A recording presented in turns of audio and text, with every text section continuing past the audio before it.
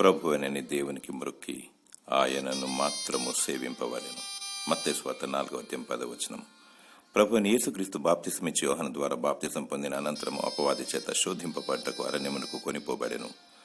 అపవాది రాళ్ళు రొట్టెలగునట్లు ఆజ్ఞాపించమని, దేవాలయం శిఖరం నుండి క్రిందకు దూకుమని, మరియు నీవు నాకు సాగిలపడి నమస్కారం చేయమని చెప్పగా, ప్రభువైన యేసుక్రీస్తు 40 రోజులుగా ఉపవాసం ఉండెను గనుక అపవాదిని వాక్యంతో ఎదిరించి జయించాడు.